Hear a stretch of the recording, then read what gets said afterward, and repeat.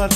இதோ ஒரு திறந்த வாசல் உனக்காக எனக்காக இயேசு தருகிறார். ஒருவனும் பூட்ட முடியாது, ஒருவனும் பூட்ட முடியாது, ஒருவனும் பூட்ட முடியாது, இதை ஒருவனும் பூட்ட முடியாது. இதோ ஒரு திறந்த வாசல் உனக்காக எனக்காக இயேசு தருகிறார்.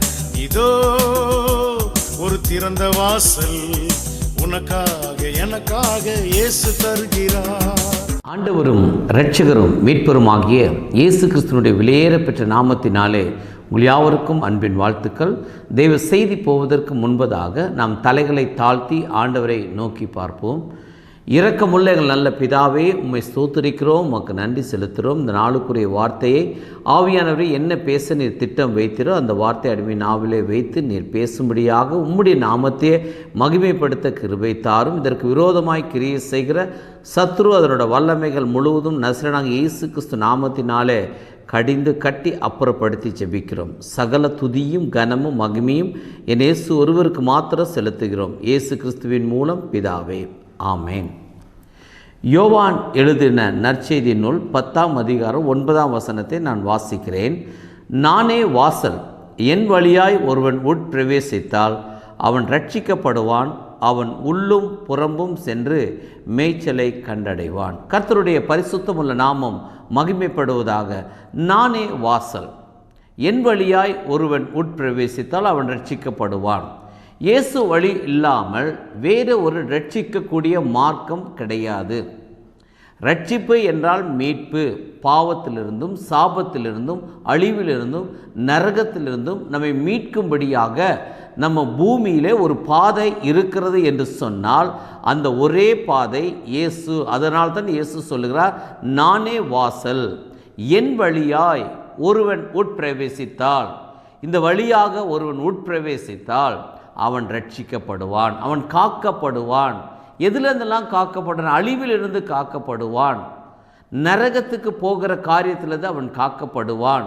அவருடைய வழிகளை நமக்கு சொல்லி, நான் உனக்கு போதித்து நீ நடக்க வேண்டிய வழியை உனக்கு காட்டுவேன், உன்மேல் என் கண்ணை வைத்து நான் உனக்கு ஆலோசனை சொல்லுவேன் என்று சொல்லி சங்கீதம் 32ஆம் அதிகாரம் 8ஆம் வசனத்தில் சொன்ன அந்த வார்த்தையின்படி ஆண்டவர் அவருடைய வழிகளை நமக்கு போதித்து சரியான பாதை இதைதான் நடக்க வேண்டும் என்பதை காண்பிப்பார்.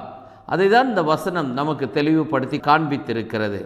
வெளிப்படுத்தின விசேஷம் 3ஆம் அதிகாரம் 8ஆம் வசனத்தில் வாசிக்கும் பொழுது, உன் கிரியைகளை அறிந்திருக்கிறேன், உனக்கு கொஞ்சம் பலன் இருந்தும் நீ என் நாமத்தை மறுதலியாமல் என் வசனத்தை கை கொண்டபடியினாலே இதோ திறந்த வாசலை உனக்கு முன்பதாக வைத்திருக்கிறேன், அதை ஒருவனும் பூட்ட மாட்டான். ஆமேன்.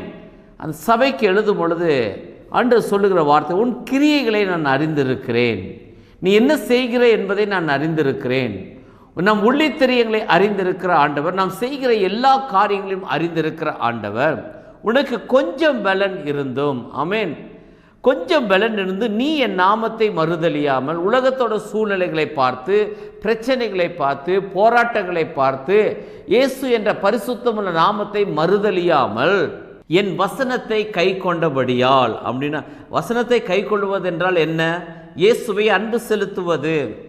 இயேசுவை நேசிக்கிறேன் என்று சொல்லும் பொழுது என்ன அர்த்தம் என்று சொன்னால், அவருடைய வசனங்களை, கற்பனைகளையும் கட்டளைகளையும் கை கொள்ளுவதே அன்பு. என் வசனத்தை கை கொண்டபடினால், அதுதான் ரொம்ப முக்கியமான ஒரு காரியம்.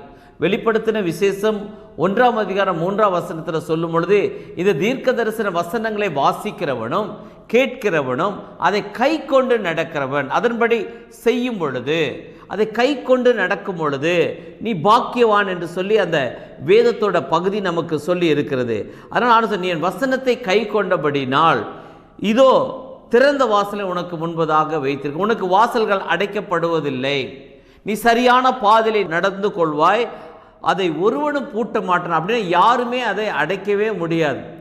ஆண்டவர் ஒரு மனிதனுக்கு வாசலை திறந்தால், வழிகளை திறந்தால், அதை யாராலையும் பூட்ட முடியாது. ஏனென்றால் ஒருவரும் பூட்டக்கூடாதபடி திறக்கிறவரும் திறக்கக்கூடாதபடி பூட்டுகிறவரும் நம் ஆண்டவரும் இரட்சகரும் மீட்பருமாகிய இயேசு கிறிஸ்துவே.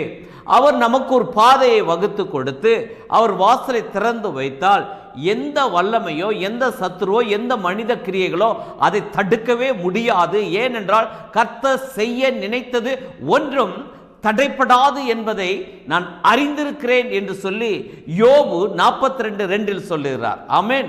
அப்படி ஆண்டவர் நம்மை குறித்து வைத்திருக்கிற நோக்கம், அந்த திட்டம் அது முழுவதுமாக நிறைவேறியே தீரும். அதில் எந்த மாற்றமும் கிடையாது.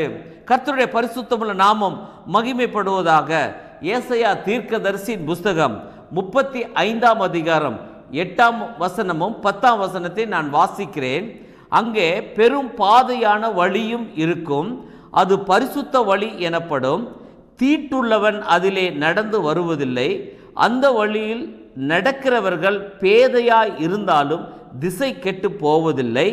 கர்த்தரால் மீட்கப்பட்டவர்கள் திரும்பி ஆனந்த களிப்புடன் பாடி சியோனுக்கு வருவார்கள். நித்திய மகிழ்ச்சி அவர்கள் தலையின் மேல் இருக்கும். சந்தோஷமும் மகிழ்ச்சியும் அடைவார்கள். சஞ்சலமும் தவிப்பும் ஓடிப்போம். ஆமேன். ஆண்டவர் இங்கு வார்த்தையை சொல்லுகிறார். பெரும் பாதையான வழி இருக்கும், அது பரிசுத்தமான வழி. அதுதான் ஆண்டவர் சொல்றார். அது இடுக்கமான வாசல், அதன் வழியாய் பிரவேசிக்கிற ஒரு சிலர்.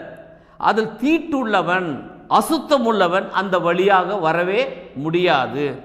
அப்படி அந்த வழியாக அதில் நடக்கிறவர்கள், அந்த வழிகளிலே நடக்கிறவர்கள் பேதையாக இருந்தாலும் அவர்கள் திசை கெட்டு போவதில்லை. அவங்களுக்கு ஒன்றும் தெரியாது, ஆனால் சரியான பாதையை பிடித்து விட்டார். இயேசுவே மார்க்கம் என்று தேவனே சொல்லி இருக்கிறார். ஒரு நாள் ஒரு அருமையான மகன் சொன்னார், எங்களுக்கு எல்லா வழிகளும் அடைக்கப்பட்டு இருக்குது, எங்கள் வீட்டுக்கு போகிற வழியெல்லாம் இல்லை, வாசலே கிடையாது, வழி இல்லாததுனால அந்த இடம் விற்க முடியவில்லை என்று சொன்னேன். ஆனால் என் வேதம் சொல்லுது, இயேசுதான் வழி. உன் பிரச்சனைகளுக்கு மாத்திரமல்ல, உன் பாதைக்கு மாத்திரமல்ல, உன் எல்லா தீர்வுக்கும் ஒரே ஒரு வழி, இயேசு ஒருவர் மாத்திரமே. அதை தான் ஆண்டவர் இங்கே சொல்லி இருக்கிறார். கர்த்தருடைய பரிசுத்த நாமத்துக்கு ஸ்தோத்திரம். கடந்த வாரம் 17ஆம் தேதியில் நான் ஒரு அதிகாலை 2:30 மணி இருக்கும், எனக்கு விழிப்பு வந்து விட்டது. தூக்கம் வரல. கொஞ்ச நேரம் அப்படி ஸ்தோத்திரம் பண்ணி படுத்திருந்தேன். அப்பொழுது பார்க்கும் பொழுது ஒரு தரிசனம் பார்த்தேன். அந்த தரிசனம் பார்க்கும் பொழுது ஒரு சுறுசுறுப்போடு இயங்கிக் கொண்டிருக்கிற ஒரு அரசாங்கத்தை போல, அங்கே இருக்கிறவர்களெல்லாம் பெரிய பெரிய பதவியில் உள்ளவர்கள் போல இருந்தது. ரொம்ப வேகமாக செயல்பட்டு கொண்டிருந்தது. என்னதான் செய்கிறார்கள் என்று சொல்லி நான் அந்த தரிசனத்தை நான் பார்க்க ஆரம்பித்தேன். அதிலிருந்து ஒருவர் இந்த பக்கம் போகிறார், ஒருவர் அங்கிருந்து கொண்டு வருகிறார், இப்படியே ஒவ்வொருவராக ஒவ்வொரு பக்கம் செய்து கொண்டே இருக்கிறார்.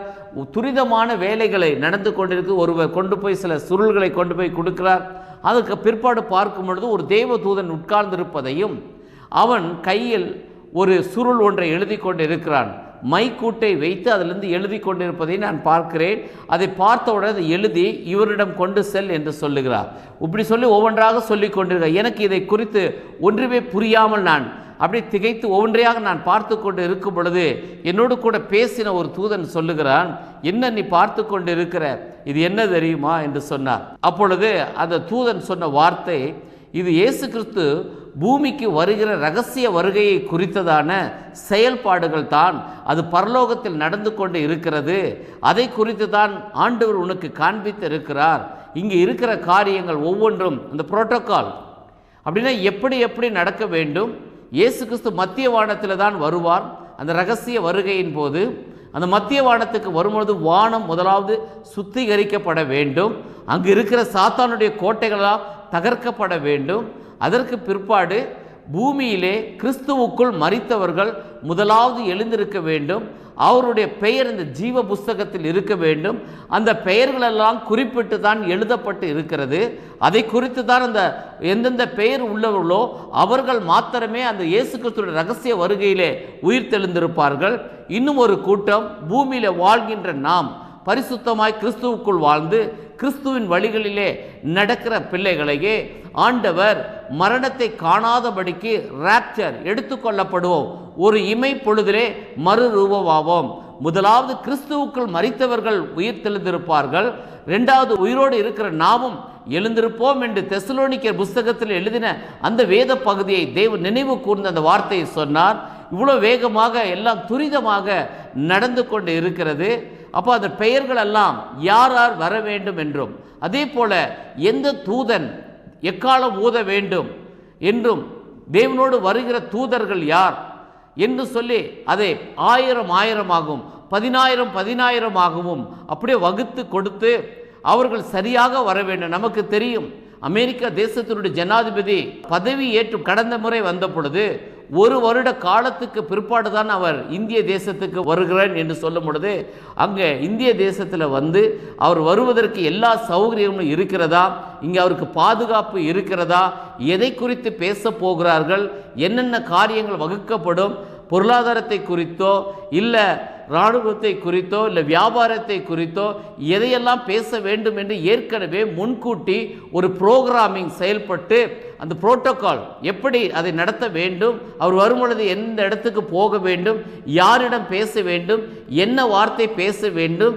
எந்த ஸ்தலங்களுக்கெல்லாம் அவர் போக வேண்டும், எந்த இடத்துலலாம் போய் கல்லறையில் மலர் வளைய வைக்க வேண்டும், இந்திய தேச தந்தை காந்தியடியில் கல்லறைக்கு அவர் போக வேண்டும், இதெல்லாம் ஒவ்வொன்றையும் புரோகிராம் பண்ணுகிறார்கள். அப்படின்றால் ஒரு தேசத்துடைய அதிபதி நம் தேசத்துக்கு வருவது என்று சொன்னால் 1 வருடங்களுக்கு முன்பதாகவே தயாரிக்கப்படுகிறது போல பரலோகத்திலும் சில காரியங்கள் ஒழுங்கு செய்யப்படுகிறது. பூமியை விட அது நேர்த்தியாகவும் சரியாகவும் இருக்கும். ஏனென்றால் ஆண்டவர் எதையும் ஒழுங்கினமாய் செய்கிற ஆண்டவர் இல்லை, எல்லாவற்றையும் நேர்த்தியாக செய்கிறவர். தூதர்கள் கூட முன்பாக வருகின்ற தூதர்கள் யார், எக்காலம் ஊதுகிற தூதர்கள் யார், அவருடைய சத்தத்தை கேட்கும் பொழுது யாருடைய காதுகளெல்லாம் இந்த சத்தம் கேட்கப்பட வேண்டும், இது எல்லாவற்றையும் ஏற்கனவே ஒரு புரோகிராமை போல வகுத்து கொடுக்கப்பட்டிருக்கிறது. அதை தான் அந்த மைக்கூட்டிலே வைத்து எழுதுகிற அந்த தூதன் எழுதி ஒவ்வொருவருக்கும் ஒரு காரியத்தை கொடுத்திருக்கிறான். அதற்கு முன்பதாகவும் அது நடப்பதில்லை, பின்பதாகவும் நடப்பதில்லை. ஆனால் எந்த நேரத்தில் வருவார் என்பதை யாரும் குறிப்பிட்டு சொல்லவே முடியாது. இயேசு கிறிஸ்துவுடைய வருகை ஒருவேளை இன்றைக்கு இருக்கலாம், நாளைக்கு இருக்கலாம், இல்லை 1 மாதத்தில் இருக்கலாம், 1 வருஷங்கள் இருக்கலாம். ஆனால் அது எப்போது என்று எனக்கு தெரியாது, அது யாராலையும் கணிக்கவும் முடியாது, சொல்லவும் முடியாது என்று சொல்லி இயேசுவே அந்த வார்த்தையை சொல்லியிருக்கிறார். அதனால் இயேசு கிறிஸ்து எப்போது வரப்போகிறார் என்பதை அறிந்து கொள்ள முடியாது. ஆனால் அதற்கு முன்பதாக நடக்கிற ஆயத்த ஏற்பாடுகள், அந்த தரிசனத்தை ஆண்டவர் காண்பித்தார். நான் அப்பொழுதுதான் யோசித்தேன், ஆண்டவரே, பரலோகம் சரியாக தயாராகி கொண்டு இருக்கிறது. தேவனால் தெரிந்து கொள்ளப்பட்டவர்கள், எச்சரிக்கப்பட்டவர்கள், இன்னைக்கு ஆண்டவர் அதை தான் சொல்லுகிறார். இப்போ எல்லாமே பரலோகம் ஆயத்தமாய் இருக்கிறது. சீக்கிரத்தில் இயேசு கிறிஸ்து வரப்போகிறார். இது சத்தியம், என் வேதம் சொன்ன சத்தியம். அதனால இங்க சொல்ல, அவர்கள் அந்த வழியிலே நடக்கிறவர்கள் பேதைகளாய் இருந்தாலும் திசை கெட்டு போவதில்லை. கிறிஸ்து இயேசுவை குறித்ததான உபதேசம் கெட்டு போர்களுக்கு பைத்தியமாய் இருக்கிறது. எல்லாம் நடக்குமா? கெட்டு போர்களுக்கு பைத்தியமாய் இருக்கிறது. அது நம்மை குறித்து பேதைகள் என்று சொல்லுகிறார்கள். எப்படி சொன்னாலும் பரவாயில்லை, என் வேதம் சத்தியம். ஏனென்றால் என் வேதத்தில் சொன்ன சத்தியம் அத்தனையுமே நிறைவேறி இருக்கிறது.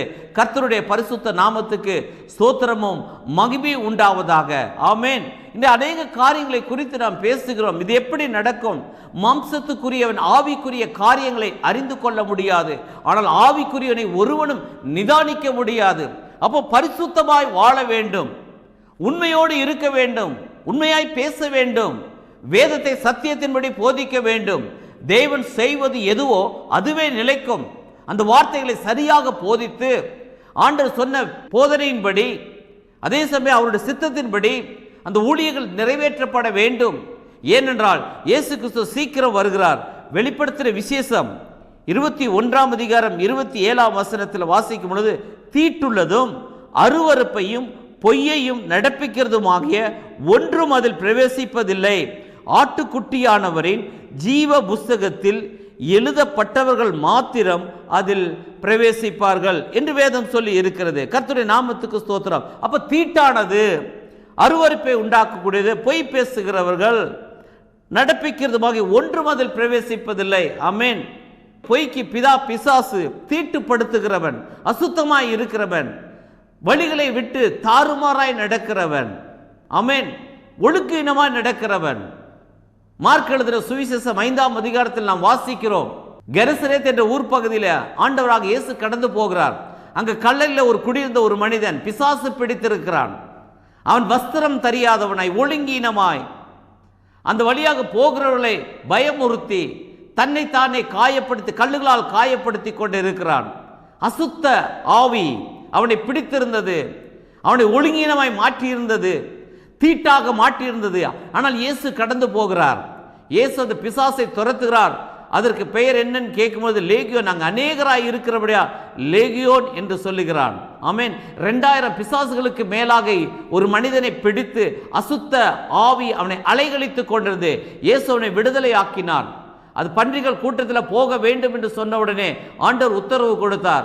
அந்த 2000 பன்றிகளும் கடலிலே விழுந்து மாண்டு போயின என்று சொல்லி அந்த வேத பகுதியில் நாம் வாசிக்கிறோம். பாருங்கள், ஒரு மனிதனை தீட்டுப்படுத்தி அசுத்தப்படுத்தி பாவ இச்சைகளை செய்ய வைத்து பாவ காரியங்களுக்கு துணிகரமாய் இறங்கி அநியாயத்தை சம்பாதித்து துரோகம் செய்து தேவனுக்கு பிரியமில்லாத காரியங்களை செய்து அதே போல ஆண்டவருடைய பிள்ளைகளும் இன்றைக்கு பார்க்கும் பொழுது சர்வ சாதாரணமாக போய் பேசிவிட்டு சும்மா பேசுகிறோம் என்று சொல்லி சில காரியங்களை செய்து விடுகிறார்கள். சூழல்களை பார்க்கும் பொழுது தெய்வ பயம் அற்றவர்களாக துணிகரமாய் பாவத்தை செய்யும் பொழுது அவங்க நினைக்கிறோம் பரலோகம் போய்விடுவோம், அந்த சியோன் எங்களுக்கு தான் சொந்தம் என்று சொல்லிக் கொண்டிருக்கிறார்கள். ஆனால் அது அல்ல. சியோனுக்குள் போக முடியாது, பரலோகத்துக்குள் பிரவேசிக்க முடியாது. தீட்டுள்ளதும் அசுத்தம் உள்ளதும் பொய்யை விரும்புவதும் போகாது என்று என் வேதம் தெளிவுபடுத்தி சொல்லி இருக்கிறது. ஆமென். அதுதான் நாம் வாசிக்கிறோம். வெளிப்படுத்தின விசேஷம் 21:27 வாசிக்கிறோம். அப்போ ஜீவ புஸ்தகத்தில் பெயர் எழுதப்பட்டு இருக்க வேண்டும். ஆமென். அந்த பெயர் ஜீவ புஸ்தகத்தில் குறிக்கப்பட்டு இருக்க வேண்டும். அந்த பெயர் இல்லாதவர்கள், அல்லேலூயா, அப்போ அந்த பெயர் இல்லாதவர்கள் அதில் பிரவேசிக்க முடியாது. அதை தான் அந்த தரிசனத்தை நான் பார்த்தேன். நான் பார்த்த உடனே யோசித்தேன், ஆண்டவரே, பரலோகம் அதுக்கு ஆயத்தமாக இருக்கிறது, பூலோகம் எப்படி இருக்கிறது, நாம் என்னென்ன காரியங்களை செய்ய வேண்டும், இன்னும் உண்மையாக வாழ வேண்டும் என்று சொல்லி ஆண்டவர் அநேக காரியங்களை வெளிப்படுத்தி காண்பித்தார். கர்த்தருடைய பரிசுத்தமுள்ள நாமத்துக்கு ஸ்தோத்திரம். வெளிப்படுத்தின விசேஷம் 22ஆம் அதிகாரம் 10, 11, 12 வசனங்களை நான் வாசிக்கிறேன். பின்னும் அவர் என்னை நோக்கி, இந்த புஸ்தகத்தில் உள்ள தீர்க்க தரிசன வசனங்களை முத்திரை போட வேண்டாம். ஆமென். இனி முத்திரிக்கப்படுவதில்லை. இந்த முத்திரைகள் உடைக்கப்பட வேண்டிய காலம் வந்துவிட்டது. முத்திரை போட வேண்டாம், காலம் சமீபமாய் இருக்கிறது. அநீதி செய்கிறவன் இன்னும் அநீதி செய்யட்டும், அசுத்தமாய் இருக்கிறவன் இன்னும் அசுத்தமாய் இருக்கட்டும், நீதி உள்ளவன் இன்னும் நீதி செய்யட்டும், பரிசுத்தம் உள்ளவன் இன்னும் பரிசுத்தமாகட்டும். இதோ சீக்கிரமாய் வருகிறேன், அவனவனுடைய கிரியைகளின்படி அவனவனுக்கு நான் அளிக்கும் பலன் என்னோட கூட வருகிறது. ஹல்லேலூயா. கர்த்தருடைய பரிசுத்த நாமத்துக்கு ஸ்தோத்திரமும் மகிமை உண்டாவதாக. இனி முத்திரை போட வேண்டாம். இனி முத்திரைகள் உடைக்கப்படுகிற காலம் வந்துவிட்டது. இனி மறைப்பொருள் ஒன்று கிடையாது. ஏனென்றால் காலம் சமீபித்து விட்டது. இயேசு கிறிஸ்து சீக்கிரமாய் வரப்போகிறார். ஒரு காலத்தில் சொன்னோம், ஆண்டவருடைய கடைசி காலம், கடைசி காலத்தில் நடக்கிற அடையாளங்கள் அதில் என்ன என்று சொல்லி பார்க்கும் பொழுது கடைசி காலத்தில் மனிதனுடைய அன்பு மாறி போகும். இன்றைக்கு பூமியில் நடக்கிற அத்தனை காரியங்களை பார்க்கும் பொழுது மனித சிநேகம் அன்பு என்பது இல்லாமல் துணிகரமாய் பாவம் செய்து சொந்த தகப்பனை கொள்ளுகிற பிள்ளைகளும் பெற்றோர்கள் பிள்ளைகளை கொள்ளுகிறதும் துணிகரமான பாவத்துக்காக இச்சைக்காக கொலை செய்கிறதும் பணத்துக்காக எப்பேற்பட்ட மனிதனாக இருந்தாலும் அவனை கொலை செய்து அந்த பணத்தை அபகரித்து கொள்ளுவதும் தீட்டுப்படுத்துவதும் பாவத்தை செய்கிறதும் பல காரியங்களை செய்து இந்த தேசத்தை தீட்டுப்படுத்தி நோவா காலத்தில் இருந்தது போலவே இந்த காலத்தை மாற்றி இருக்கிறார்கள். மனித அன்பே கிடையாது. அப்படி வந்துவிட்டு எதை வேணாலும் செய்து விடலாம், அந்த காரியம் ஆனால் போதும் என்று சொல்லி துணிகரமாய் இந்த காரியங்கள் எல்லாம் நடக்கும் பொழுது ஆண்டவர் சொல்லுகிறார், நம் மனிதனுடைய இருதயம் எல்லாம் சோர்ந்து போகிறது. எல்லாம் சோர்ந்து போயிட்டாங்க. நாங்கள் நீதி செய்கிறோம், உண்மையாய் வாழ்கிறோம், பரிசுத்த ஜனம் இன்னைக்கு சோர்ந்து போயிருக்கு. அதனால தான் கர்த்தர் சொல்லுகிறார், அசுத்தமாய் இருக்கிறவன் இன்னும் அசுத்தமாய் இருக்கட்டும். அவனுக்கு இன்னும் ஃப்ரீடம் கொடுத்துட்டார். இன்னும் துணிகரமாய் அவன் பாவம் செய்யட்டும். அதே போல அநீதி செய்கிறவன் இன்னும் அநீதி செய்ய அவனை தேவனே விட்டு விடுகிறார். சில வேளையில் தேவன் சில மனிதர்களை விட்டுவிட்டால் அவர்களை யாராலும் காப்பாற்றவே முடியாது. அதே போல தான் பார்வோனுடைய இருதயத்தை தேவனே கடினப்படுத்தினார்.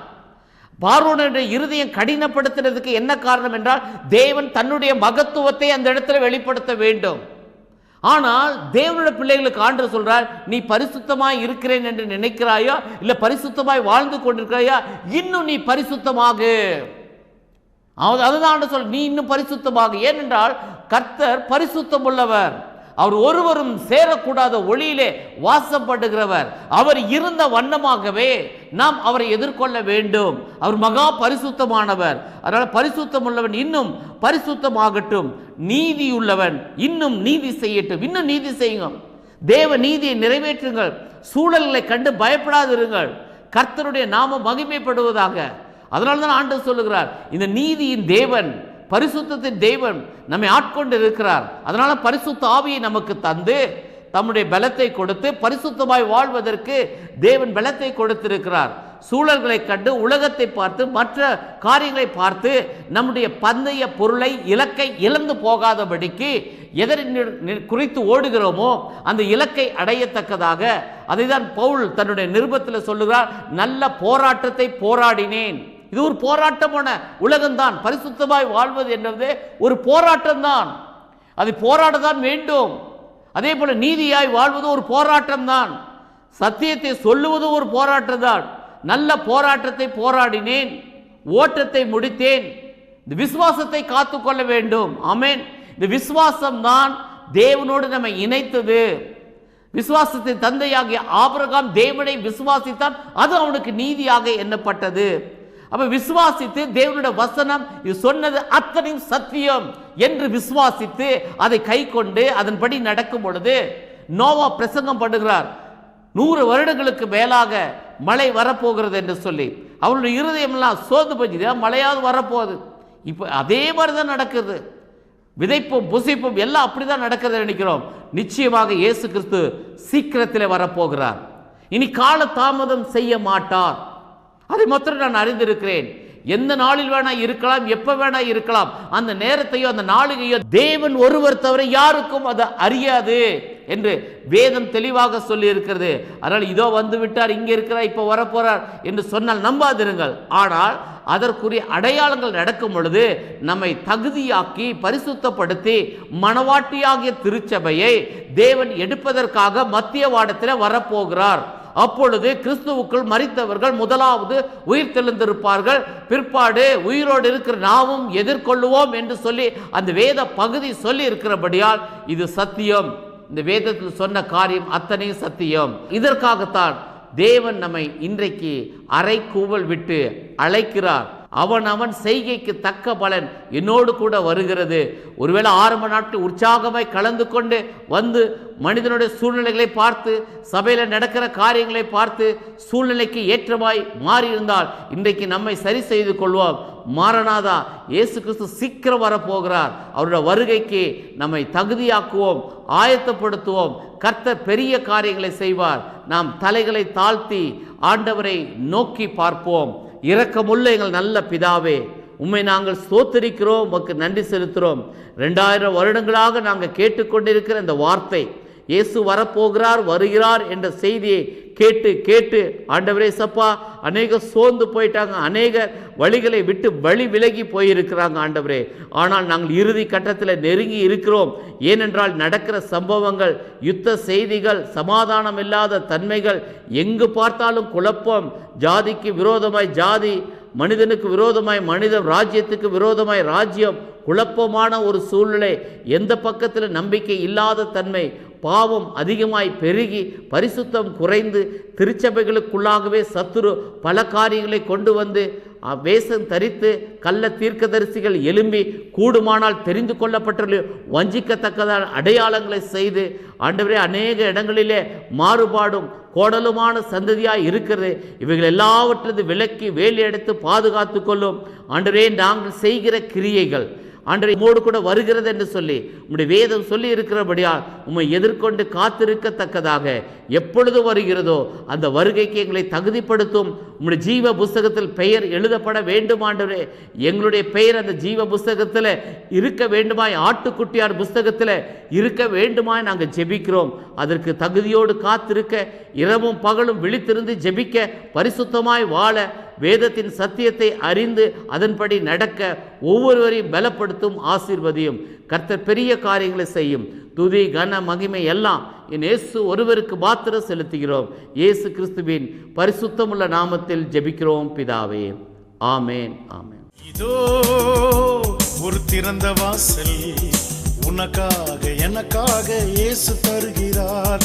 இதோ ஒரு திறந்த வாசல், உனக்காக எனக்காக இயேசு தருகிறார். ஒருவனும் பூட்ட முடியாது, ஒருவனும் பூட்ட முடியாது, ஒருவனும் பூட்ட முடியாது, இதை ஒருவனும் பூட்ட முடியாது. இதோ ஒரு திறந்த வாசல், உனக்காக எனக்காக இயேசு தருகிறார்.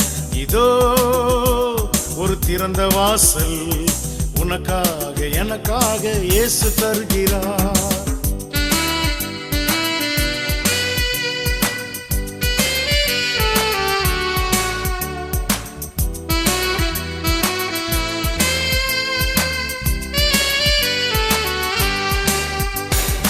அழிந்து போகும் ஆத்துமாவை மீட்டிட, அறுவடை பணியை நாம் செய்திட.